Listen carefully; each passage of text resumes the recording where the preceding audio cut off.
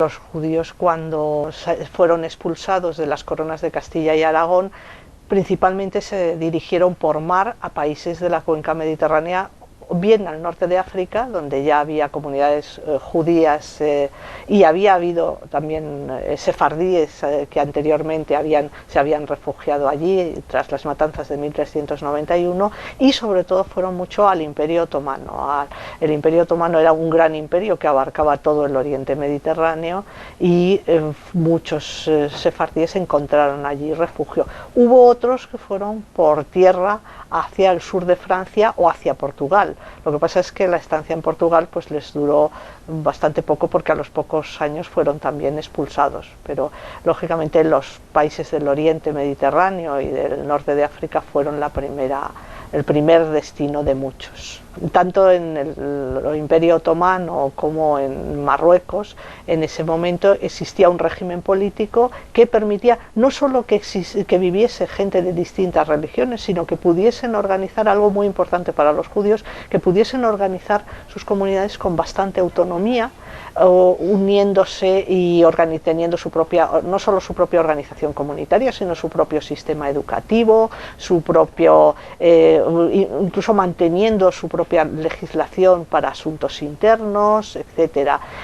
Claro, eso suponía también estar sometidos bajo un régimen en el cual tenían que pagar muchísimos impuestos, tenían que acatar la autoridad del sultán en Turquía, tenían que estar en la situación de una minoría bajo un dominio pues, de un Estado islámico, pero en todo caso les daba la oportunidad de vivir y de desarrollar su vida con bastante independencia. Entonces eso hizo que encontrasen un ámbito donde pudieron vivir muchos siglos e incluso mantener parte de sus rasgos culturales, incluida la lengua española. Es decir, se dice por qué muchos sefardíes de Oriente siguieron manteniendo el uso del español en esa variedad específica, el judeo español, hasta el siglo XX prácticamente. Bueno, pues porque vivían en unos países donde existía la posibilidad de mantener ese sistema educativo propio, esa propia identidad, sin una unificación desde el punto de vista político, cultural, religioso, etcétera, que era algo que se daba en los países de la Europa occidental, en cambio. Lógicamente, si uno vive en Castilla o en Aragón y le expulsan con toda su familia y tiene que abandonar su casa, todo su entorno, uno de los destinos lógicos hubiera sido, y de hecho fue para muchos, ir a Portugal. Ahí se encontraron con una serie de dificultades de entrada, porque el rey de Portugal en ese momento les impuso unos fortísimos impuestos para poderse asentar en Portugal, con lo cual lo que pasó fue que solo las familias más acomodadas pudieron asentarse allí, claro, y los judíos menos acomodados pues tuvieron que buscar otros lugares. Incluso hubo casos dramáticos de gente que fue vendida como esclava al final porque no podía pagar esos impuestos, etcétera. Lo que pasa es que sucede que a los pocos años, la expulsión fue en 1492, y en 1497, a raíz de la boda del rey Don Manuel de Portugal con una de las hijas de los reyes católicos, en las capitulaciones matrimoniales se establece que en Portugal no podía haber infieles. Por infieles se entendía principalmente claro, musulmanes, pero sobre todo judíos. Y entonces los mismos judíos que vivían en Portugal y los que se habían refugiado después de la expulsión de Castilla y de Aragón se ven abocados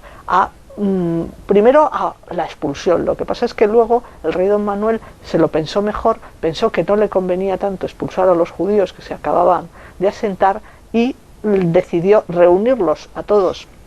en Lisboa y convertirlos a la fuerza. Con lo cual, incluso, pero cuando digo a la fuerza,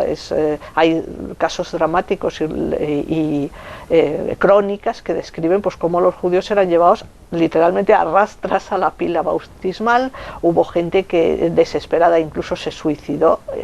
con tal de no convertirse, y esa conversión forzada va a dejar luego una huella muy importante en lo que es la cuestión de los criptojudíos, es decir, de los conversos que siguen practicando a escondidas el judaísmo y que luego, años después,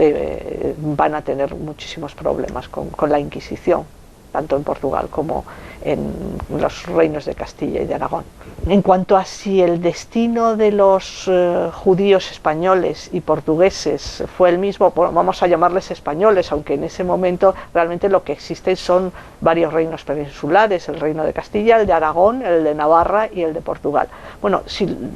los judíos, el destino de los judíos de un lugar y de otro fue el mismo, no fue el mismo. No fue el mismo porque, para empezar, en Castilla existía ya la Inquisición desde 1480, que se había creado precisamente para inquirir en casos de lo que se consideraba herejía, que en gran medida, en mucha parte, eran precisamente de conversos, judíos conversos al cristianismo, que seguían con cierto apego, de una manera o de otra, al judaísmo. Y en cambio en Portugal, cuando se produce la conversión forzada de 1497-98, no había Inquisición, y de hecho no la hubo hasta varias décadas después. El primer proceso inquisitorial contra judíos portugueses es ya el primer auto de fe, que es de 1540. Eso significa que los convertidos en Portugal tuvieron como el espacio de una generación en la cual, aunque se habían convertido al cristianismo, muchos de ellos a la fuerza, pudieron seguir